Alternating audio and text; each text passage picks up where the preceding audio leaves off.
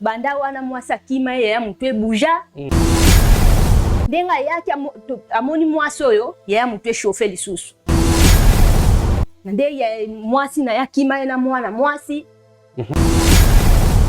ngai na lingi libala wana ti siko azoboya libala pona nini malika ko nazoyeba te nazaka na kanda makasi ya na ndenga koma boye mwana mwasi kimina bana ngo bazaki mapasa okay tiki moko ya mubala kimina oya mwasi me bana ngo ya ba mapasa ya laksanga bazaka na signe moko noira na liboko mais papa l'accent signe aussi s'il vous plaît ya laksa signe mais signe papa zona yongo pesa na liboko ti chabu yebe chabu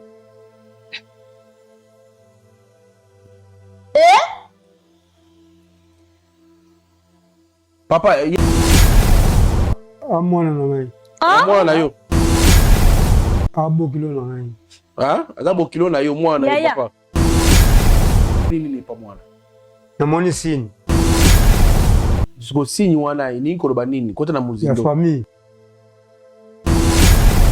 chabu bomoni le eloko de papa fixa de bazana baza mapasa on ali pasa te ndengo akima bongo boye ko mona na kimkolo boyeba ni te yango bobalani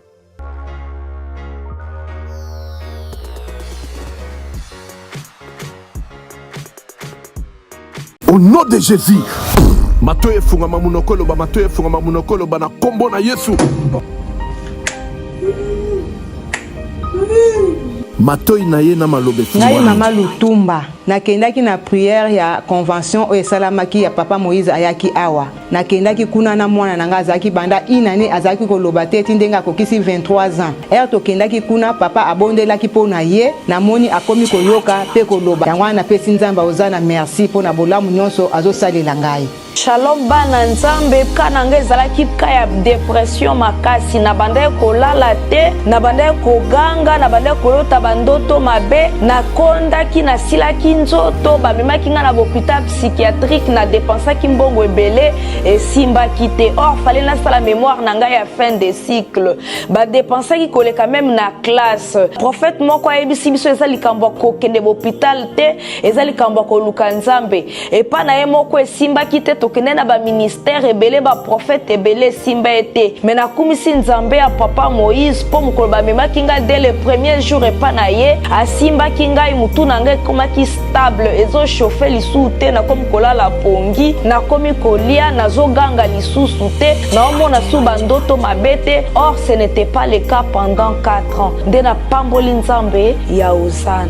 nayokumisa nzambe ya pasteur Moïse na oyo tosala na kati na faye na biso tomitungisani mingi na problème ya divorce otambolaki par-ci par-là tokutana na baprofete ebele misusu basinga biso bambongo alors lelo tokutana na pasteur Moïse asili kosala biso délivrance la délivrance wana akangoli biso harmonie ezongi na kati na ndako esengo ekoti na kati na ndako mwasi tanga tokomi kosola malamu tozali mpe mpe kotalana lelo esengo ekoti yango tokokumisa nzambe na Osana aza malamu mais okumisa nzambe ya Osana po ça fait 2 ans passé nazali na problème sérieux ya misu surtout somo eza makasi flou na komona distance te mais ndenge na koleka délivrance na remarqué ma changement mo makasi sans lunettes nazomona clair donc nakumisi vraiment nzambe ya Osana nazosala donc namoni ke na olata lisu lunettes te yaone okumisa nzambe ya Osana nalobaki deja bamaladi oyo ewumelaka ntango molai oyo esilaka te ezali nde démoniaque badivorce ebele tozokomona ntango nyonso awa ezali mpe kidoki boya nango epai na nzambe nde bokobika nazozela bino na moto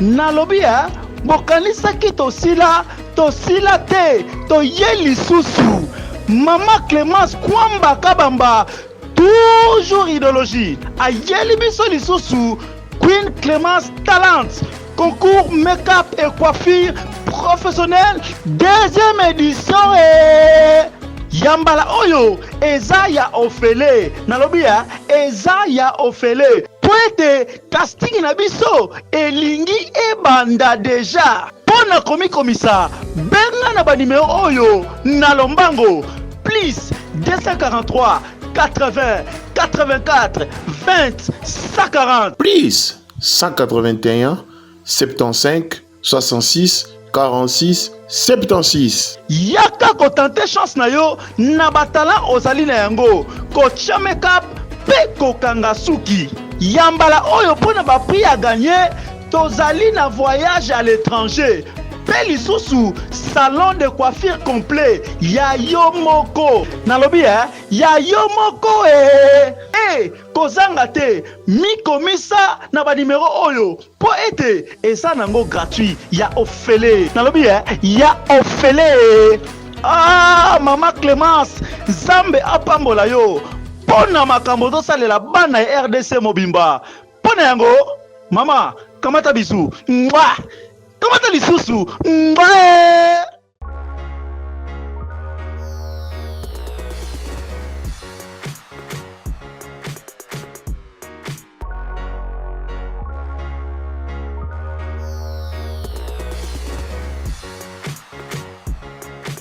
Mesdames, messieurs, bonjour et bienvenue sur votre chaîne chez Bisso Télévision, la chaîne qui vous ressemble. Et grand merci pour votre confiance, votre fidélité sur la meilleure de chaîne chez Bisso Télévision. Mesdames, messieurs, je profite pour dire un grand merci à notre sponsor, la Bisso officielle. Il s'agit bien de Jésus-Christ de Nazareth. C'est un sponsor officiel. Il y a chez Bisso Télévision ainsi qu'il y a Chic Moukadi. Nous allons toujours que merci sponsor la Bisso pour na succès au PCBisso, élévation au PCBisso, santé, famille.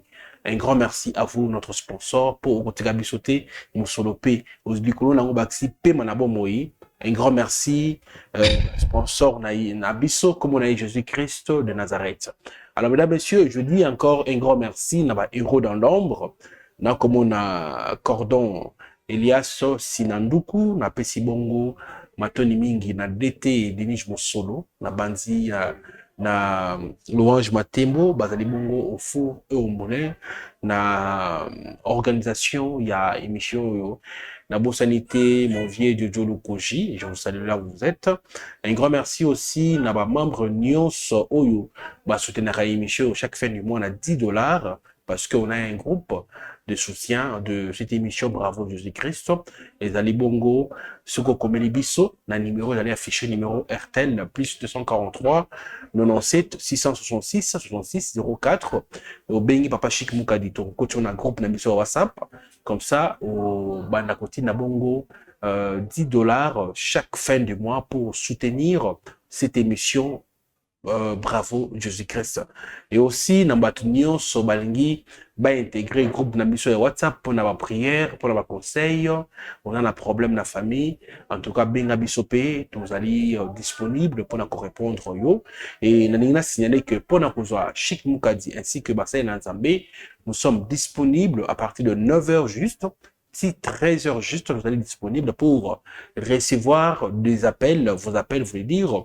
Et je profite pour lancer un message d'urgence pour l'orphelinat Bravo Jésus-Christ. Nous avons une commune Yamatete, quartier Viaza, numéro 27A. Bengabiso Yoningo Kota en aide, bien en communication, Nabana Bitike, Kusunga Bana Bazangi.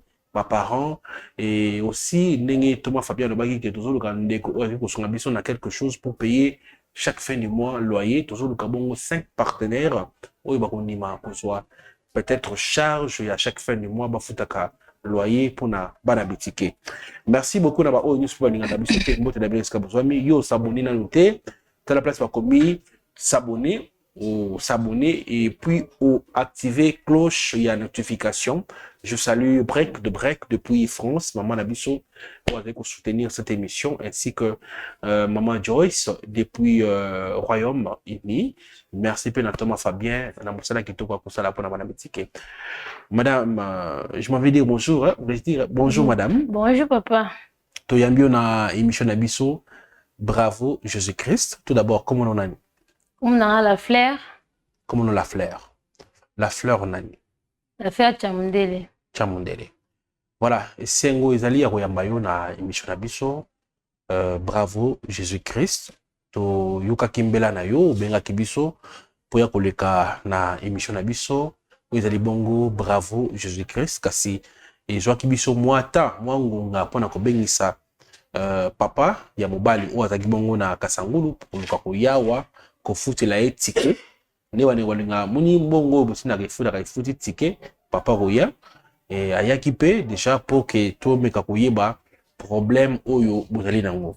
Voilà, nalingi koluka ko yeba lolenge nini o découvrir émission na biso Bravo Jésus-Christ. Na découvrir émission na bino na tala kana ba internet, par WhatsApp, ba TikTok, ndenge chez biso bolobaka.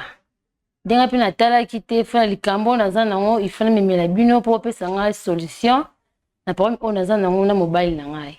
Voilà. Mais problème vous allez nini na kataote? Problème yango ezali papa eza na mobile moko tokutana kinaye poto ba naye. Apesa nga première ske na kola so papa aboti na ngai na kola so papa na ngai boy na boy. Ele pena temps. Nde na monaki nto kumeli bongo. Quand même pe na zape muta koli pe déjà na famille na biso ba posana na ba pesa mbongo libala na kindimba moko. Soki na yepe mobile esa o zela papa na biso Kasangulu so nde omona ki na yaki awa pona papa na bango papa na ye aya po twaza solution makamba libala na ngai nde na yaki awa. OK. Papa zobo ya libala pona nini? Wana pena papa na yebi te. Yango to ye kasi awa chez biso po bo trouver biso solution à likambo to memeli bino. Ndiye to ye awa po boza problème po esila po to kata pena likambo. Po même nga moti suko zo lekila nga comment que papa ya mobile abo ya ko ye libala ya mwana naye. Donc ezo lekila même si famille na ngai même si pe mobile yemo ko pe ezo lekila ye. Ndeto yaki awa bo trouver so solution problème wana. Bon, mobile bokutana ndenge nini? Yesu biso na lolenge ni bokutana kina mobile yango ezaki so lolenge nini kon salama ndenge ni pour papa maman ko abo ya libala ngo. C'était comment votre histoire d'amour? Bon. Mobile azali commerçant. Autaki Kasangulu. Ndeko kuma ndenge yaki ko teka biloko ndenge nekinepe ko suma biloko na wenze neto kutana kinaye donc na sombela ke biloko chèque façon ya ka saba marché ana kisasa na ko sombele biloko neto kutana kana epe ndenge pa lingaka nga pa proposa kanga ya sepeli na ngai amola pa biso po ngai na kolepa mama kulutu na ngai ndi nazwa kapeye na la présenter mama kulutu na ngai à chaque façon qui auti voyage aye bata oya pasaka na kisasa apasaka ngo epa na biso nde mama kulutu na ngai ndenge nini ye mobali ozo vivre na ye alakisa wani baboti na ye auti kota utaka oyebi te en tout cas yebi se naza posa na mona baboti na ye soki alingi oyo ya bolingwa solo nde nakendaki kokutana mobali ndenge otanga auti voyage aye nde na proposaki ngabi mama kulutu na ngai aza na posa akutana pe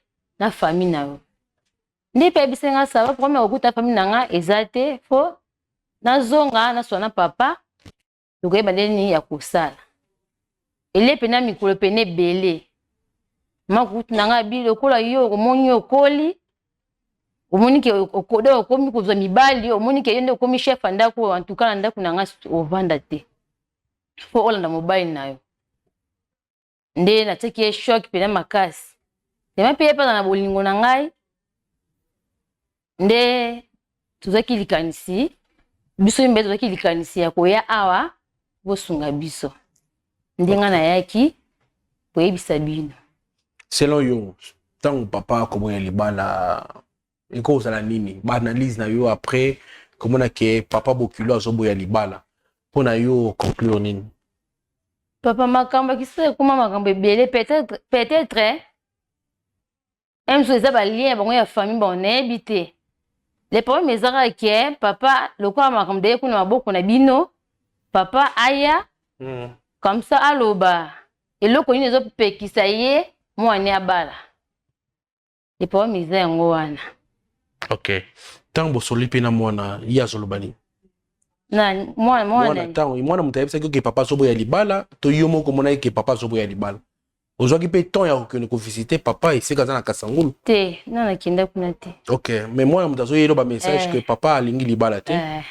Mwana ndo yebisanga alingi libala te bwina bu. Ndeto yaki na ndeto yaki nenga na yaki na malobana ndenge yebisenga ke papa alingi libala o te bon. Tellement pena kisasa pena za pesa ko vendre te pesa na vanda ki mama kutanga alinga sute. Ne moneka na stenge pousse ki ngaka na yaka na boku na bino. Mais moi nazo pesa bombali na yo, azo pesa raison nini pourquoi papa azoboya libala. Raison nini ya pesa. Bon, apesi nga raison te. Apesi raison te que papa telemega libala ninko. Ya boya bigi papa binga ya ko bala siko te, ajeza nanu. Bon, na ebite na sena ngona ayebate so ngelo bani. Voilà, mesdames, messieurs, pour tous attend mingité, na ndeko na biso na plateau. Na bandeko oyo ba yuti ko zo biso sikoyo. C'est pas le problème, problème ezali ndeko na biso va na plateau, azana fiancé na ye, ba kutani awa, bazo sala ba préparatif ya mariage, selon ba dire ya ndeko na biso moi si. Et ça dit que malgré que somba après que somba biloko ya libala nenga odi ko na bureau, malgré si il n'a pas pu dire ça, elle n'a pas dit pour dire ça à la télé, que somba biloko nyonso pour na libala, et ça dit que papa Bokilo a boyi libala. Raison et ko pesa maté pourquoi a boyi libala ya mona na ye abala ne na biso ga moi si na plateau. C'est ça en fait le problème oyo toko traité mokola lilo. Na segna batonio so balingaka émission Bravo Jésus-Christ. Biso des fois ça nous gêne de demander ni na bara toujours que ba abonné na biso ba komi 260 quelques mille abonnés oyo ba kotala Bravo Jésus-Christ na bisi batwa Lubumbashi Mbote batwa Kolwezi Likasi Mbujima ibo kotala émission yo belé na moni 40% ya population barota la émission na RDC. En tout cas, to senga motonio so ya bonne fois à soutenir cet orphelinat. Na yango to bon na numéro orange, s'il vous plaît. Na numéro orange botinda ba $1 na bino na numéro orange. Tout ça là s'il vous plaît. $1, mais ngalo bara toujours par exemple 5000 personnes pour ne pas toujours 200 000 quelque chose. Autant comme abonné, toujours par exemple 5000 personnes, ou bien aujourd'hui 2000 personnes kaka. Botinda $1, s'il vous plaît. $1 kaka. Na on peut se donner 1 minute pour tirer $1 na bino, s'il vous plaît. Avant de continuer, messieurs, bien sûr. Voilà. Na on la téléphone, $1 na bino. Na on besoin de $1, s'il vous plaît. $1 na bino, s'il vous plaît. $1. Voilà. Na numéro ya Orange, plus 243 89 18 89 886. C'est ça le numéro que vous allez envoyer vos $1. Voilà. Merci Nabandego de Babani Kota. Merci, que Dieu vous bénisse. $1 kaka. Ceux qui pendant l'émission, on se les transfert à $1. Ceux qui n'aiment pas si monter manayo, $2, $3, ça dépendra de la personne à une autre. Voilà. Mais avant d'annoncer, merci dans vos commentaires, Nabino. Un grand merci à vous. Bon, likez, s'il vous plaît, parce qu'il y a tellement de commentaires, mais like, ils ont manqué. Bon, likez, s'il vous plaît. Voilà, merci beaucoup. Dans la spot, il y a Orphelinat Bravo Jésus, et puis on se retrouve pour la suite de cette émission, bien sûr. Bravo Jésus-Christ.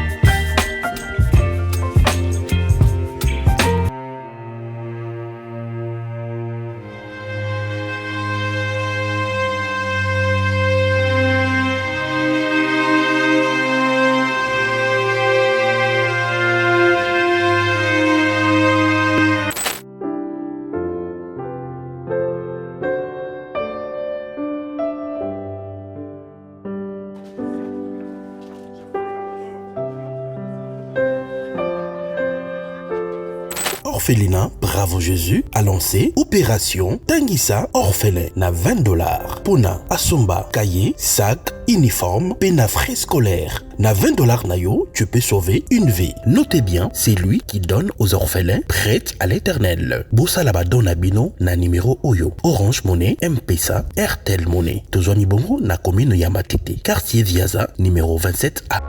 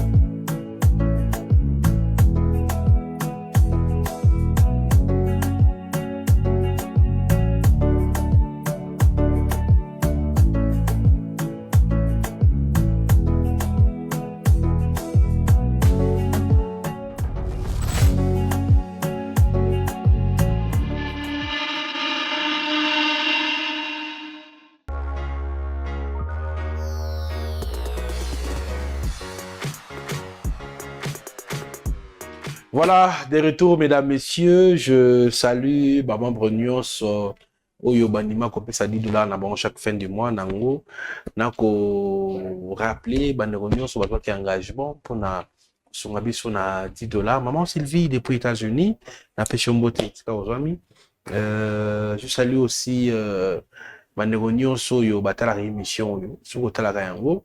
En tout cas, toujours le cas membre d'honneur, ce qu'on peut s'abisso $10 chaque fin du mois. Au Bengingaï, dans le numéro, il y a maman Gisèle. C'est elle qui s'occupe de ça, comme ça, après introduire dans le cadre de sur WhatsApp, ainsi que maman Georgette, dans mon pays, papa Alain, papa Namputu, malgré tout, vous avez été pour na dossier Nabiso, Oyo et Sengeli, à son Nabiso. Donc, papa Namputu, tout cause là vraiment dossier, on a parce que nous sommes bloqués. Parce que au bloqué biso papa Namputu nous avons vraiment si ma motema na yo oyi ba yoka mawa batu nyonso ba ozela au bloqué batu nyonso papa Namputu et au sala malamu te donc songa biso vraiment oyi bisa biso place tozali soko komi na niveau nini parce que nous sommes pas to ibité to kubanda wapi o sukaki wapi de peur que to ba aventurier na UK nango et ko senga vraiment oyi bisa biso place au Soukaki pour maman Gisèle, aïe va continuer na papa Alain. Voilà, mon tunnel so a pour rappeler papa Namputu et que son ambition malam bingi parce que nous sommes bloqués papa Namputu. Voilà, mais que Dieu vous bénisse papa Namputu. Voilà, beaucoup de langai papa s'il vous plaît. Comment on a un modèle où il kanambo kanabiso. Voilà, beaucoup de langai, merci beaucoup de langai bango. Voilà, bakay ko pusana. La grande, tellement s'il vous plaît. Yo zo ici kaboy. Bonjour Yaya. Ah, bido mo vanda bino mbali wana. Yaya vanda na. Yaya vanda. Ah. Yo vanda wa.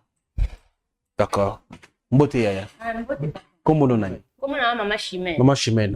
OK. Yo na ye boza na relation ni. Ya na ngambali, nga mwana tsuka na bango. Yo mwana tsuka na bango. Boti da commune. Boti Mbanzangu. Boti Mbanzangu. Très bien. Voilà, papa, osa bien? Osa bien. Comment on a? Comment on a dit toi si wadambi. Dis-toi si wadambi. Dis-toi si wadambi. Ah d'accord. Merci papa, tu as mis une émission d'Abisso, bravo Jésus-Christ.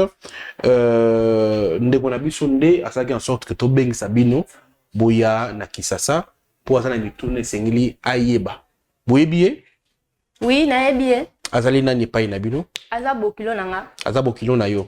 Ça veut dire moi si ya mwana ya nangai. OK, moi si ya mwana ya na yo. Mais pourquoi yaya zobo ya libala ya ye na mwana na ye? Bon, ni place wana nazoyeba te. Ko ya ndenga zaboye azaki na mwasi mo boye. Ba vivre na mwasi wana. Ti mwasi wana eko kima. Ndenga kimaka atikali ko kima na mwana ya yaya. Ndenga kima ndengwana aya Kishasa. Biso to tikala na yaya na Mbanzangu. Na ndenga to bengi bobengi sibiso. Siko nazo comprendre te yaya banda wana mwasa kima yaya mutwe buja. Mutwe sala kalisu bien te. Na ye bakate soke lo ni le sala kande ngwana yaya nanga koma kaka mo mutwe buja mo mutwe siko ndeza bo mutwe bongaki. Ndenga yake amoni mwasi oyo yaya mutwe chauffer lisusu. OK. Bon. Azolo banini. Yaya azolinga pe koloba te. Donc soki komi kaka na niveau ya mwa. Soka moni asiliki. Asiliki. Soka moni kaka asiliki. Soka moni kaka asiliki. OK. Problème à moto makamango et salami depuis moi ça kenda bambule belé. 28 ans. 28 ans passé. Yo zaki na mbula boni. Ngana zaki na âge à 7 ans. On a âge à 7 ans. Si siko mena yeba makambo ngo bande salama. Yaya mutwe sala lisu bien te. Nde ya mwasi na yakima na mwana mwasi. Donc yaya mutwe chauffa. OK. Yaya, papa, problème nini sali que obo ya libala ya ndeko na biso na plateau. Ngai na lingi libala wana te. O lingi libala te pona nini? Pour moi mwana nanga abunga kala. Mwana ka isuti. Asali nini? Izana rapport nini na mo libala ya mwana ya mubali?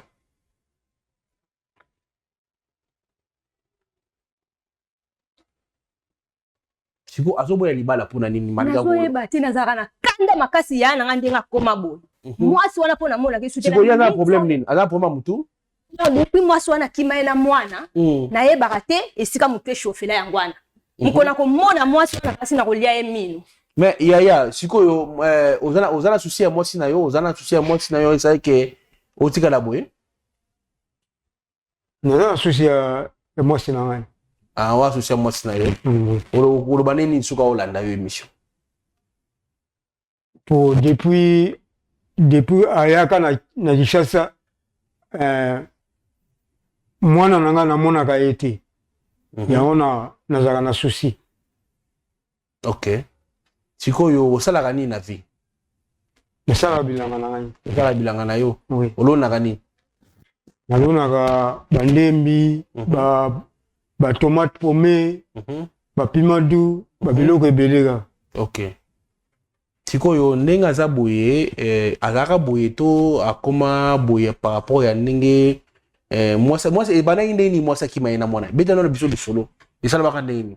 Bon ni place wana lokwa nga na na âge ya 7 ans moi na yeba izate mais ya na ngai o azaki boete moko so na mona ya na nga na posa ko lela na posa mokili ko sila ya na nga koma lokwa mutaliboma moko bongi moko tanga ko vanda sui raisonnement ke ya lauki moko ke vanda na bafulu moko boke ko zwa bozo tourner likambu ya azotaloka bo na comprendre te loko ni sala ya na nga ndengwana.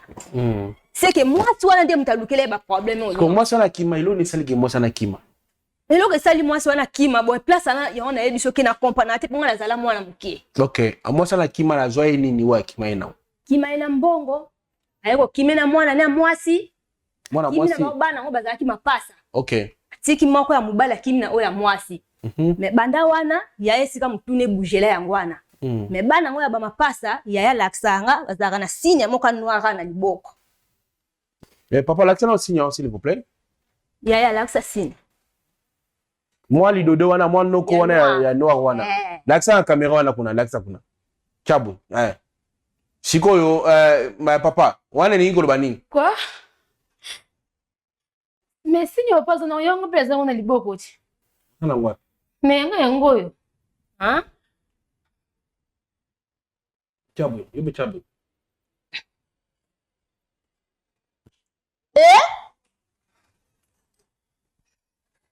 Papa, il y a la grande, s'il vous plaît. Bon, que nous ensemble, que tout ça nous ça même, s'il vous plaît. Que nous botala nous sugilu quand vous a. Papa, l'accès yo. L'accès. Quoi? Oh, et kokana ko? Papa, atanga kutate kokana. Ngana za kuna makambo eza pe makambo se komi la mutimbe mutamta touch ekokana pe bon ngala pasa libana ngana mwana na mbai na mwana ngala le binge lo te bon relaxini touch mtuza bota mana papa s'il vous plaît yaya s'il vous plaît ozo reconnaître moi na monsieur ozo ebaye azana mwana na ngai mwana yo eloni lo sikaza mwana yo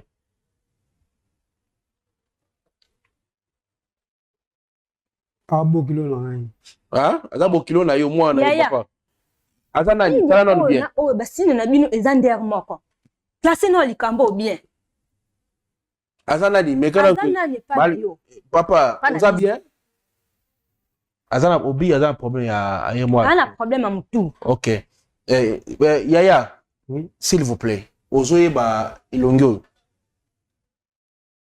nazoyeba mpo na yo aza nani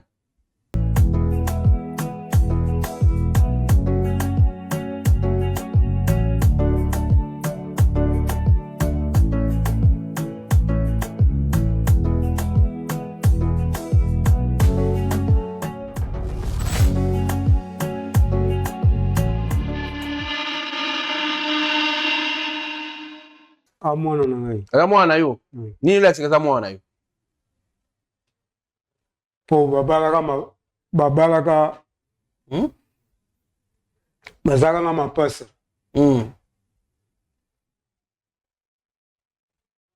bazali mapasa wapi papa mituna ozotuna tuna ebele nga mona yebi yana nga mutu esalaka te te ezala nano me azokoba yaya siko eloko nini ezomona ntango ozotala ozomona nini naomona signe nini signe ya mwana na ngai. Signe ya mwana na yo. Oui. Signe yango eza nini oyo oza nango wana? Yango. Si yango sikoyo boyi babala na yo pona yo oyo aza mwana na yo. Allô? Aza mwana na ngai. Aza mwana na yo. Oui. Pouvez biso ke aza mwana na yo kasi. Ni lezo lo biso ke oyo aza mwana na yo. Po ngai nazaka na mbanza ngungu mwasi na nga wana mwana abunga kala. Si ba 28 ans. OK. Na mona ka esuti. Yotango muni ni ezo lo biso ke yaza mwana na yo. Po ena Kishasa to kutana pe kala. Zomon. Yango na banoluka ye. Bokutana na kala. Papa, siko tune mitune bele. C'est là, solo mama mpe ezo ke mwana ndela. Ozo papa, excusez maman, pardon, ebikana pour maman tout, to lo bisaye no maman ki akope ko maman solo. Olobi muté bouger po bakima ina mwana. Voilà, to tika ina na loba peut-être à cause peine raison. Papa siko tango ba oyena kita ça.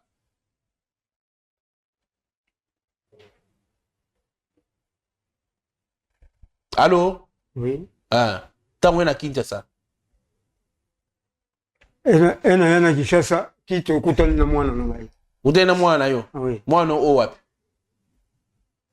Mwana na ngai. Bokutana ene wapi? Papa ngona mwana ote? Bokutana mwana ote papa, kolo papa ngote. Yusa bo kilo na ngai.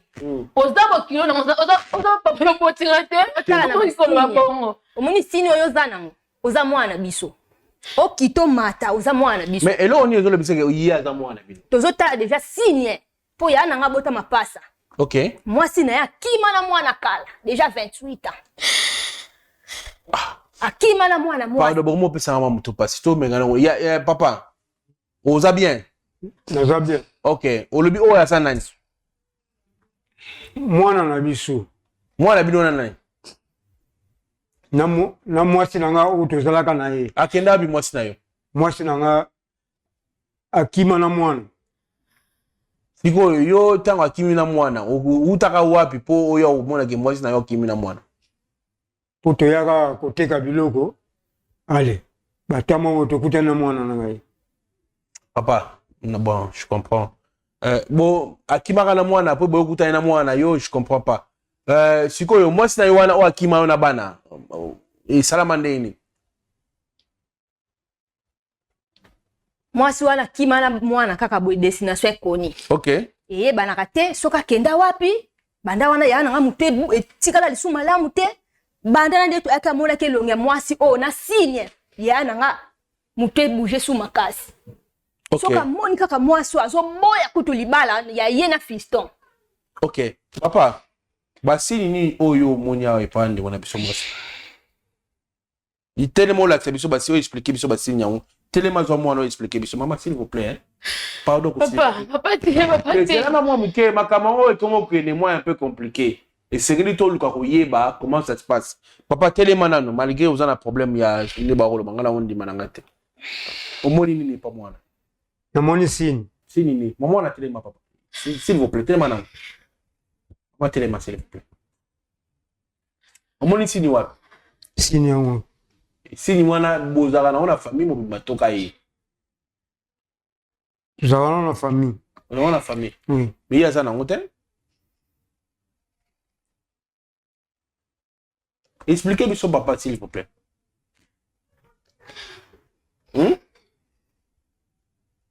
Signe o ya na uta ko kufa. Auta ko zala na. Comment va ta s'il vous plaît? Ya na ngalo kwa mutebu. Papa ça va? Ça va. Va na nonkas. Expliquez-moi son signe ni nyango lingo lo banini. Po signe mwana na nga era bungaka. Ko solo bari na biso to comprendre ki. Siko signe wana ni ko lo banini kota na muzindo. Ya famille. Azape mwasi na ngai. Na mwasi na yo. Ye. Mwasi na yo, alongo mwana ko bi mwasi na yo.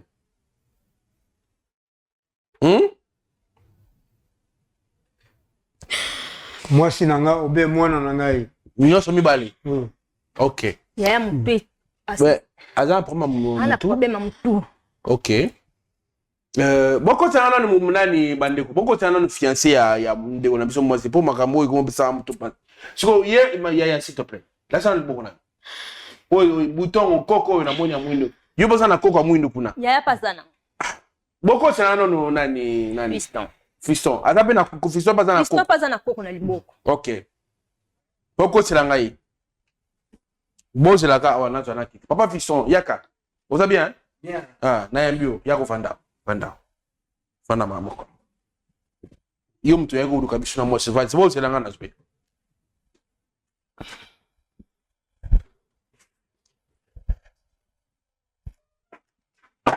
Bon, papa Fiston. Oui. Là, ça le bon on a. Pas le bon on a eu à moyen on est. Monyango. Mais, bah, de problème. Tiens, le bruit. Bon, mon île, le côté pas papa Fiston. Bah, mon a déjà théâtre et tout, ma cambo, ou les gars. Il passe à yo. Bon, c'est là. Il passe à n'engeni. Qu'est-ce qu'il fait? Vous n'avez le temps que Boza, bah, quoi, ma passe. Des bazana, bazama. Voilà, il passe à terre. Non. Akima kana ye azala mukie. Ndengo akima bongo, boye ko mona na kimukolo boye banite yango bobalani. Oh. Boza bandeko, boza mapasi. Ya, maman no ça. Maman no akeza. Maman na yo azawa. Maman akufa. Siko c'est pas nani. Maman kulutu na ngai. Pas maman kulutu na yo. Famille à papa no baza wapi? Bite. Bino mbale bokutani ndeni. Bino mbale bokutani ndeni. Tukutani ya maternité bana. Tukutani la wana. Tonga na uti na voyage na ekoteka ba marchandise. Pour na teka ba pasteur de tout ça na papa bilanga. Ngandi na zwa ka charge à côté ka biloko. Ne na mona kaya ka mosomba biloko tout le temps pa nanga donc aza cliente na ngai. Vraiment qui est vraiment en tout cas mission nga na tela qui en tout cas présence na sepela ki na yeke tellement nazaki na problème nazwa mwasi ya kobala nde na yaki komona ye ne esengelaki ke na solicier si amemi ngai epa ya mama kulutu na esika ya vanda vraiment ou na comprendre papa na ye ko présenter papa mwasi na nga papa mbala moko azaki na malamu papa a monter donc aboyi kutu alingi susu consentir donc papa na waga papa mutu ya combien d'années? Bon déjà bah 28 ans déjà passé.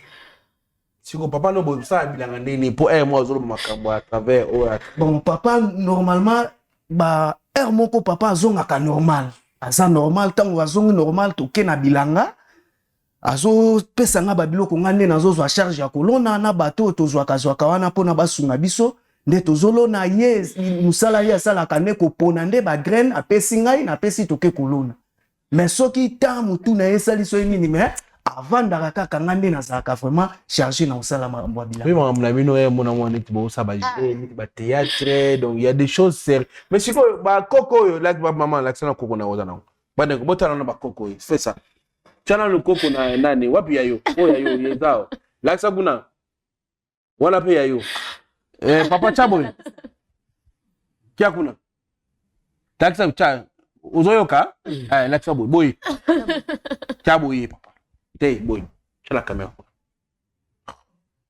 chala kamera wana kuna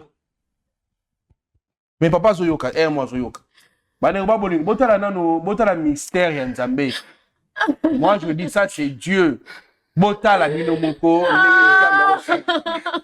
ba koko yo même place et ça histoire vraie bon iko ya bon moni pe que ce sont de même se passe dans ces pays. Papa kita liboko c'est bon kita na liboko c'est quoi papa comment na bana no mi balé boye soit des expériences tu verras bana yo et puis ça yo ndenge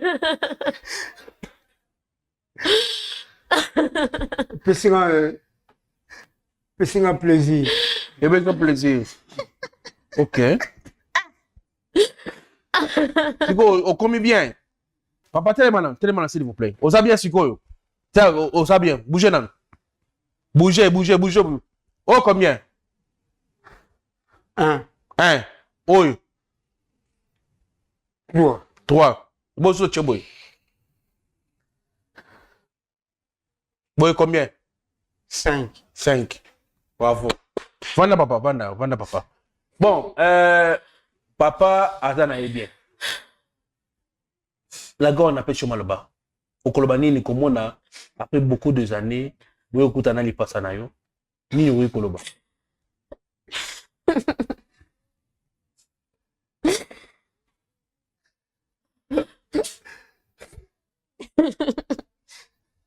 Maman, ça va. Et ça n'a pas quand même Koloba, mais na kumisika nzambe parce que pour moi il n'a pas dimension me souffler pour moi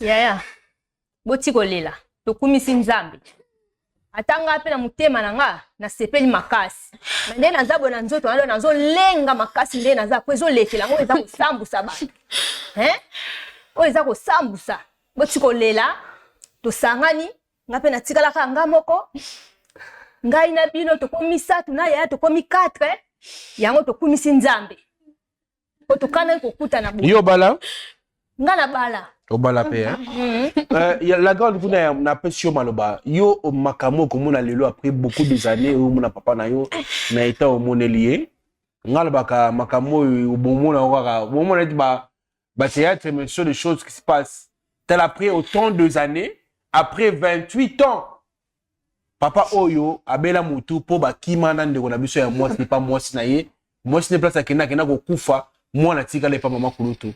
Mais après, quand l'ensemble est là, bah eko lingana, bah ma passa, bah eko lingana, et puis bah signe, oh il pas ya papa, yango il pas de mon ami sur mobile, yango il pas de mon ami moi aussi.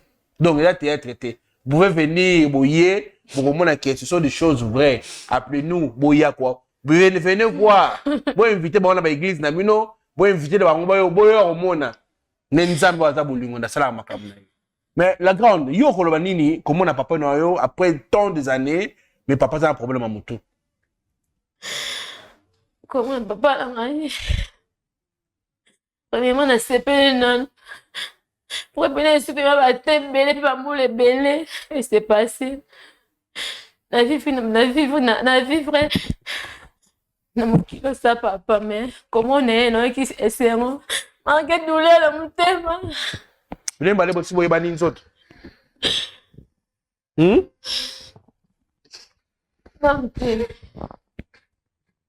Bonne année. On a mis ça qui est pas mal de temps dans la fabala. Merci.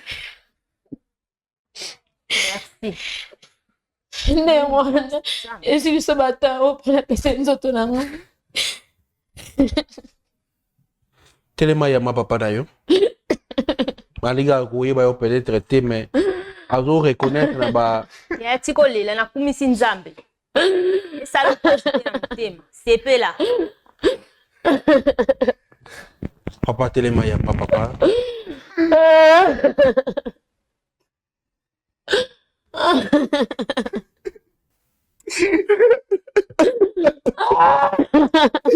Voilà, mesdames, messieurs, on a la fin de cette émission. Moi, je bénis. Rien à dire, rien à commenter.